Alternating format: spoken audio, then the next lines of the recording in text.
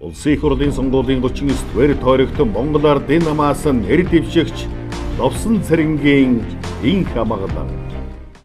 Хоймор нутгийн гал голом тулсан Мөрөн хотын иргэдтэй их хурлын гишүүн хамглан энэ өдрүүдэд уулзалт хийж байна. Өмнөх ажлаа тайлагнах, өнөөдрийн үр дүн хэлэлцэхийн зэрэгцээ эх он жилүүдэд дэх зорилтоо танилцуулж салбар бүрийн төлөөлөлтөд уулзалт хийж байгаамаа. Нийгмийн хөгжлийн тэргүүлэх салбар гэж боловсролын байгууллагыг нэрлэж болно. Боловсролын салбарын хөгжил дэвшлийг багш нартай шууд холбон ойлгож болох юм а. Боловсролын салбарт төрөөс баримтлах бодлогын баримт бичгийг боловсруулах Монгол Ардын намын мөрийн хөтөлбөр зэрэгт хөвсгөлийн багш нар сан сэтгэгдлээ өргөнөөр тусгаж чадсан. Учир нь залуу багш нарын зөвлөгөө мянган багшийн уулзалтыг зохион байгуулж, эндээс гарсан сайн санаачлаг саад бэрхшээл бүрийг шийдвэрлэх арга замыг Ардын нам мөрийн хөтөлбөртөө тусгажээ.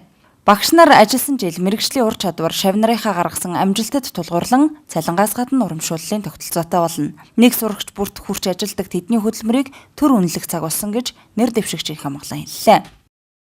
Энэ оюутан хөвсгөлчүүд гэдэг хөтөлбөр бол зөвхөн хэдэн оюутны тэтгэлгийн асуудал биш. Өнөөдөр Хөвсгөл аймагт сурж байгаа бүх хүүхдүүдийн сургалтын амжилтын асуудлууд, тэр хүүхдүүдийн сурах, боловсрох, дотор байрандаа амьдрах тэр орчны асуудлуудыг шийдвэрлэх асуудлууд, өнөөдөр Хөвсгөл аймагт шаардлагатай байгаа сургууль цэцэрлэгийг барих асуудлууд, өнөөдөр Хөвсгөл аймгийн боловсролын салбарт ажиллаж байгаа 2000 багш ажилчдын өмнө тулгамж байгаа нийгмийн асуудлууд, багш нарын давтан сургалтын асуудлуудыг одоо шийдвэрлэх ийм томоохон төслүүд байсан. Энэ төслүүд цаашаа би одоо үргэлжлэнэ гэж бодож байгаа. Тийм учраас надтай хамтарч 4 жилийн турш энэ оюутан хөвсгөлчүүдэд хөтөлбөрийг хэрэгжүүлсэн нийт багш сургууль үзүүлэгч та бүхэндээ бас баярлалаа гэж хэлье гэж бодож байна.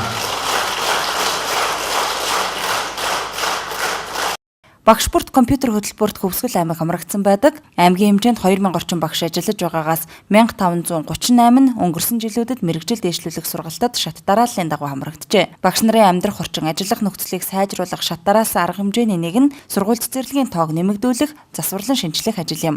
Их хурлын гишүүн хамглагын санаачлагаар энэ хугацаанд хэд хэдэн сургууль цэцэрлэгт засвар хийсэн. 6 дугаар цэцэрлэгийн засварт 120 сая төгрөг, 4 дугаар цэцэрлэгийн засварт 50 сая төгрөг зарцуулсан зэргийг жишээ болгон дурдж байна. Яг өмнөх шиг өнөөдөр 37-38 дугаар тойрог дээр орсон энэ бүх сургууль би мөрөнгийнхаа 14 баг байгаа. Мөрөнгийнхаа бүх сургууль, бүх цэцэрлэг, энэ сургууль дээр сурч хүмүүжж байгаа бүх хүүхдүүд, энэ сургуульд ажиллаж байгаа, хөдөлмөрж байгаа бүх хүмүүсийнхаа одоо өмнө тулгамж байгаа асуудлыг шийдвэрлэх та бүхнийхээ ээж төлөөлөгч байх болно гэдгийг дахиад хэлчихье гэж бодож байна.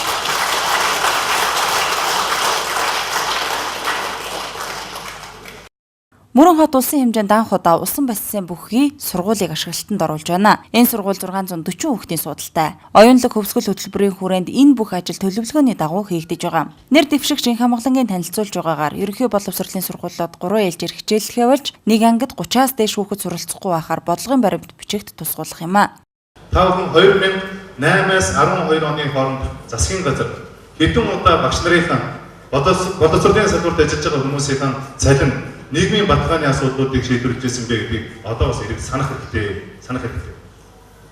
2008-аас 12 оны хооронд тамгын цалин хэдэн удаа нэмэгдсэн, ямар хувь хэмжээгээр нэмэгдсэн, 2008-аас 12 оны хооронд батлагдсан боловсролын хуулиар өнөөдөр багш сургууль хүмүүжүүлэгчдийн өмнө тулгамжлсан нийгмийн ямар асуудлуудыг цогцоор шийдвэрлэж ирсэн бэ гэдгийг бас ирээд санах хэрэгтэй шүү гэдгийг дахиад хэлэх хүсэж байна. Сургуулиас гадна цэцэрлэгт хамрагдалтыг сайжруулах хэрэгцээ шаардлага Мөрөн хотод бий. Өнөөдрийн байдлаар 1000 орчим хүүхэд гэртээ хүмүүжиж байна. 150 хүүхдийн судалтай 6-аас 7 цэцэрлэг нэмж барих зорилтч Монгол Ардын намын хөтөлбөрт багтсан байгаамаа. Ингэж чадсанаар цэцэрлэгт хамрагдалтыг 100% түргэнэ. Цэцэрлэг сургуулиар дамжиж амьдралын их замд хөл тавьсан оюутнуудыг дэмжих хөтөлбөрийг ч энэ удаа Ардын намынхан мартаагүй байна. Хөвсгөл аймгаас Улаанбаатар хотод дээд боловсрол эзэмшгээр 16000 оюутан сурч байна. Тэдний 380 оюутанд нэр дэвшигчийн хамглан сургалтын төлбөрийн дэмжлэг үзүүлж байжээ. 2014 оны байдлаар 14-өөс 24 насны 379,800 залуусаас 162,626 ихтэй сургууль суралцж байна. 102,300 ажил эрхэлж байгаа.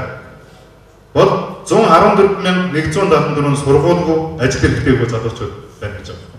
Тийм ээ? Үндсэндээ ихтэй сургуулиудын төгсөж байгаа одоо 3 залуугийн нэг нь ингээд ажилгүй болох ийм нөхцөл байдлууд үүсчихэд байна. Тиймээс цаашдаа боловсролын салбарт мэрэгчлэн бэлтгэх бодлого доголдож мэрэгжлийн боловсон хүчний эрэлт нийлүүлэлтийн харьцаа алдагдсан. Ийм учраас цаашдаа бол энэ ихтэй сургуулиудын боловсон хүчний бэлтгэхдээ одоо эрэлт нийлүүлэлтийн тэр нь тулгуурлаж энэ дээд боловсролын тогтолцоог хийх ёстой юм байна гэсэн ийм зүйлүүд бас энэ мөрийн хөтөлбөр дээр туссан байж байгаа.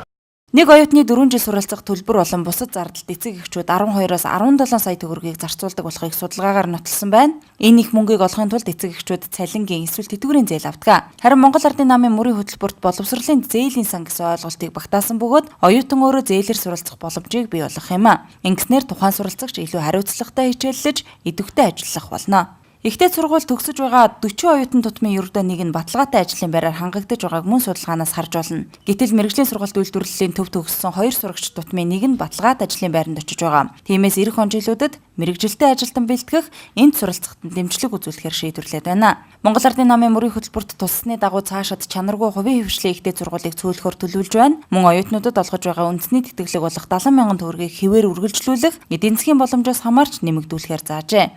Тэгэхээр бид нар мөрийн хөтөлбөртөө ямар зүйлийг тусгаж байна вэ гэхээр одоо ерөөсөө ээж нь зээл аваад, аав нь зээл аваад, эсвэл өвөөгийнхөө тэтгэврийн, эмээгийнхээ тэтгэврийн зээлийг одоо барьцаалж, ингэж одоо дээд ихтэй сургуулиудын сургалтын тэтгэврийг төлөхийг болио. Бид нар боловсролын зээлийн сан шинээр байгуулж, оюутан хүүхдүүд өөрсдөө зээл авдаг энэ тогтолцоодоо шилжүүлэе гэж байна. Нэг айлын 3 ба түүнээс дээш хүүхэд зэрэг суралцж байгаа тохиолдолд боломжит хөнгөлт дэмжлэгийг үзүүлж байсан туршлага Монгол Ардын намд бий.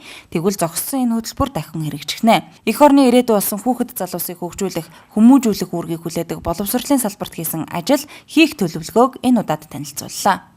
Улсын их хурлын сонгуулийн 39-р бэр тойрогтон Монгол Ардын намаас нэр дэвшигч Ловсон цэрэнгийн инх хамгаалал